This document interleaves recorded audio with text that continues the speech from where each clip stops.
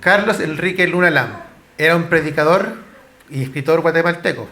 Algunos lo conocen como Cash Luna. Este fue un gran predicador, ¿no es cierto? Creo que ya a todos le resuena un poco este nombre.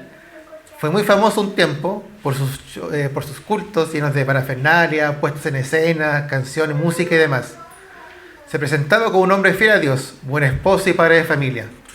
Y claramente le resultaba, al parecer, ya que era un gran predicador y llenaba sus iglesias de multitudes haciendo esto. Claramente era un hombre enviado de Dios ante los ojos de muchos. Fundó la iglesia Casa de Dios y su fama llegó a tales extremos que firmó contratos con varios canales de televisión cristianos, tanto dentro como fuera de su país. Su éxito, se podría decir, era una clara recompensa por su conducta y testimonio de vida, o al menos eso es lo que aparecía. Porque en el año 2018, un reportaje de Univisión titulado Los magnates de Dios reveló que este supuesto hombre de Dios tenía nexos con el narcotráfico, con los violentos cárteles de drogas que, además de ser exportadores de estas drogas ilegales, son conocidos por su violencia, su trata de humanos, sicariato y otras actividades ilegales. Claramente no son prácticas en las que un cristiano, menos un predicador, debería involucrarse. Entonces cabe la pregunta, ¿qué fue lo que le pasó al pastor Luna? ¿No era esto una enviada de Dios? ¿Qué fue lo que lo llevó a tomar estas decisiones?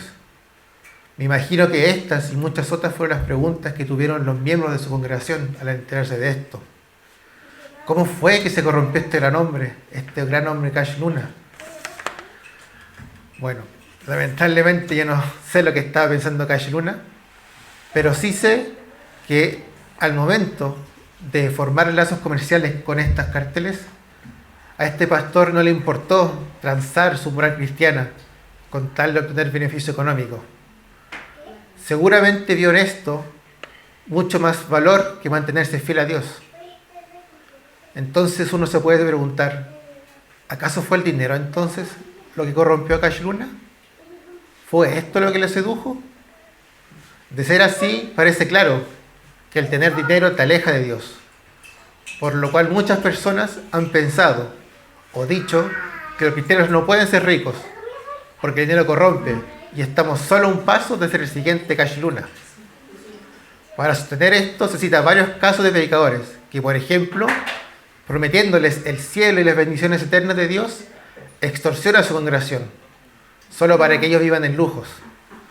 O de otros pastores que convencen a sus feligreses de que diezmes más, porque si más das, Dios te lo devuelve a una mayor cantidad. Casi como si el cristianismo fuera un acuerdo económico con Dios. Una suerte de, ya Dios, yo te doy esto y tú después me das un mejor trabajo, una mejor casa. Todo esto solo por el amor que tiene esta gente al dinero. Al parecer, si el dinero nos corrompe, que nos desvía de la fe en Cristo, uno podría preguntarse si las personas con dinero realmente pueden ser cristianas. ¿No acaso es una gran tentación, algo con lo cual no se debía uno involucrar? Si el dinero que han acumulado los corrompe eventualmente y los desvía de la fe, esto nos lleva a las siguientes preguntas. ¿Pueden los cristianos tener prosperidad económica? ¿Se puede ser cristiano y rico a la vez? Veamos qué es lo que nos dice la lectura de hoy con respecto a esto. En Apocalipsis 2, versículo 18, dice: escribe al ángel de la iglesia en Tiatira, el Hijo de Dios, que tiene ojos como llamas de fuego y sus pies son semejantes al bronce bruñido, dice esto: yo conozco tus obras, tu amor, tu fe, tu servicio y tu perseverancia, y que tus obras recientes son mayores que las primeras, pero tengo esto contra ti, que toleras a esa mujer, Jezabel, que se dice ser profetisa, y enseña y seduce a mis siervos a que cometan actos inmorales y coman cosas sacrificadas a los ídolos. Le he dado tiempo para arrepentirse, y no quiere arrepentirse de su inmoralidad.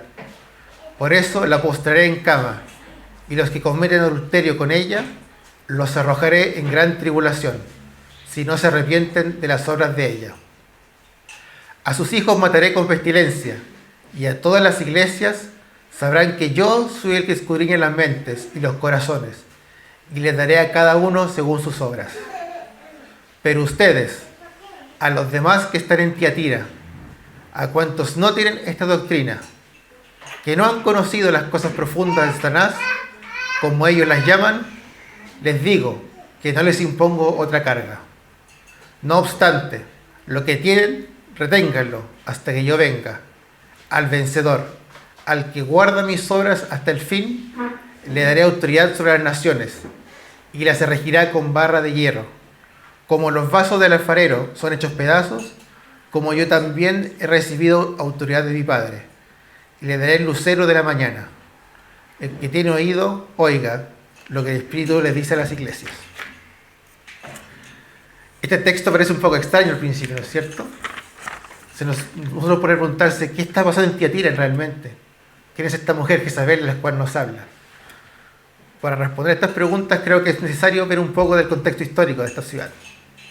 Tiatira, si bien no era una ciudad muy importante dentro del imperio, estaba en una posición geográfica privilegiada, ya que se encontraba entre medio de las rutas comerciales. Por lo tanto, era un lugar muy idóneo para el comercio.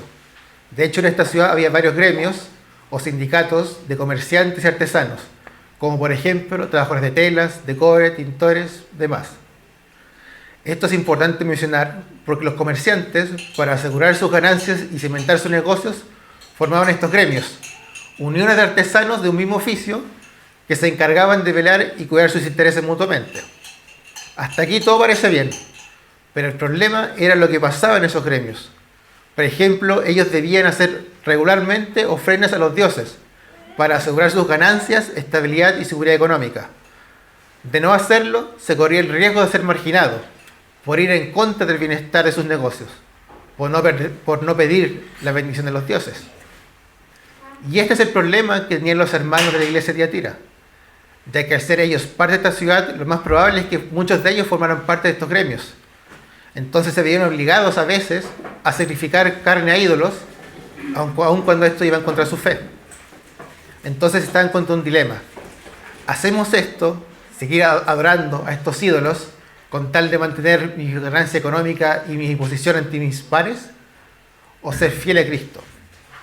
Entonces, ante este dilema es donde entra esta llamada mujer Jezabel, la cual no es un nombre de un personaje real, como uno pensaría leyendo el texto rápidamente, sino que es una referencia al Antiguo Testamento, a una reina llamada Jezabel.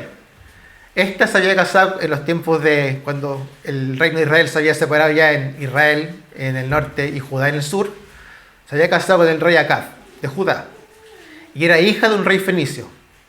Acab se había casado con ella para asegurar la posición económica de su reino, porque el reino de Fenicia era un reino muy rico debido a su comercio con tinturas y pieles. Esta reina desvió al pueblo de su adoración a Dios, introduciendo los ídolos paganos en el culto del reino de Judá. A esto se le suma una lista de varios crímenes y aberraciones que cometió esta reina, los cuales están todos narrados en el libro de Reyes. El final de esta reina fue profetizado por Elías como castigo por sus crímenes.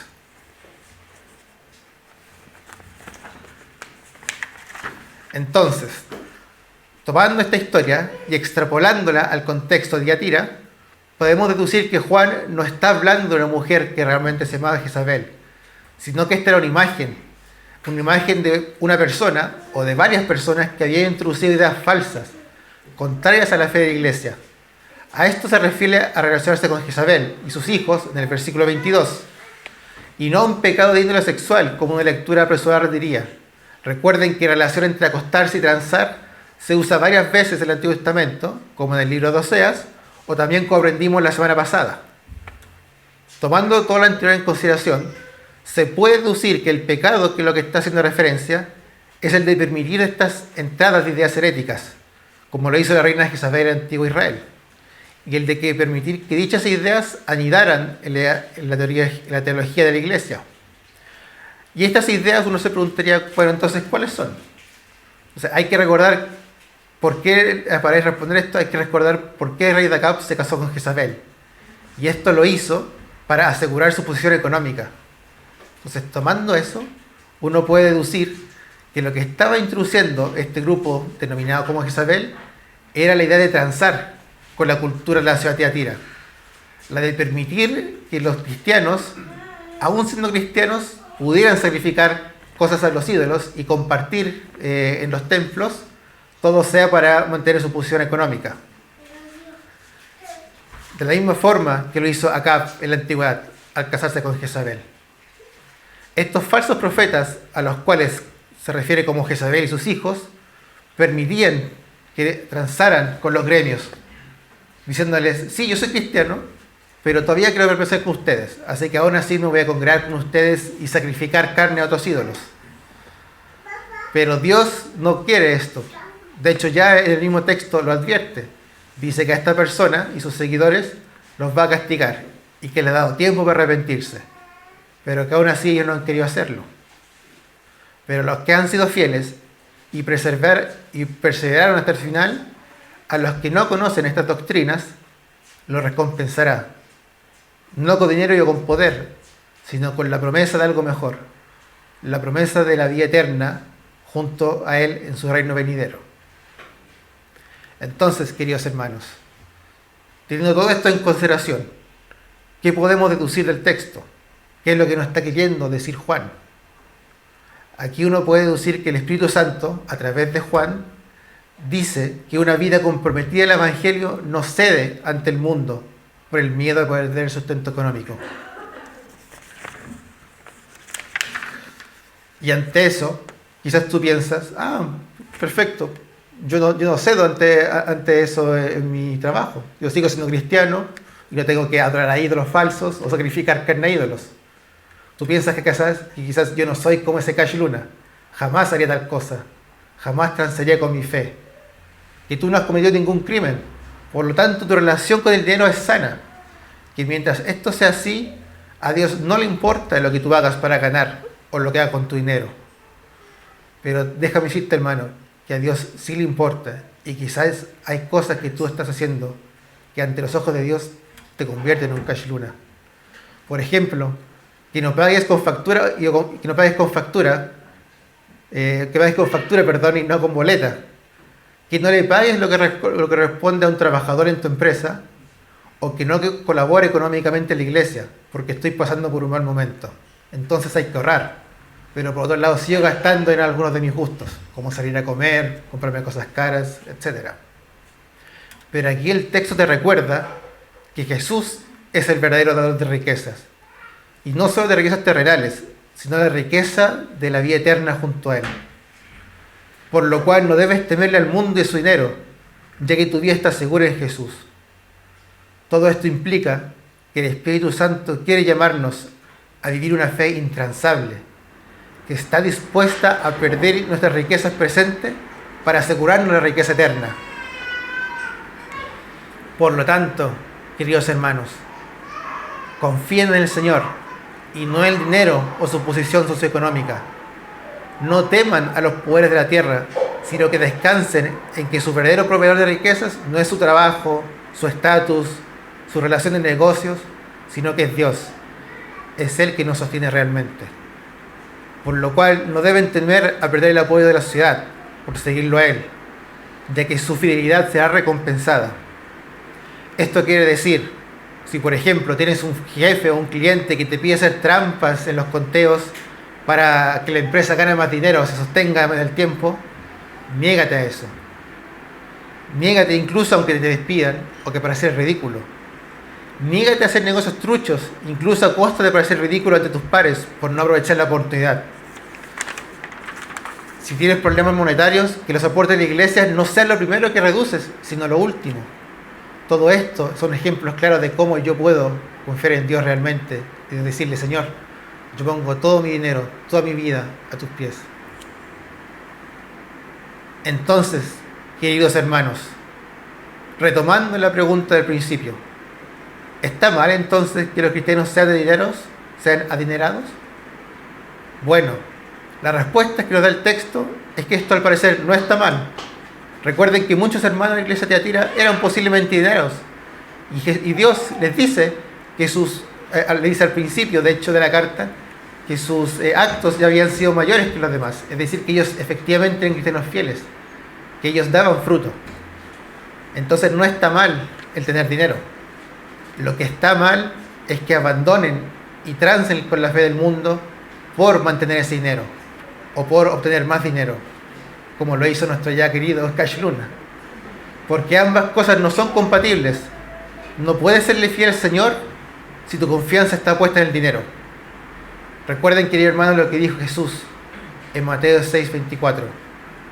Nadie puede servir a dos señores, porque aborrece a uno y amará al otro, o apreciará a uno y despreciará al otro. Ustedes no pueden servir a Dios y a las riquezas.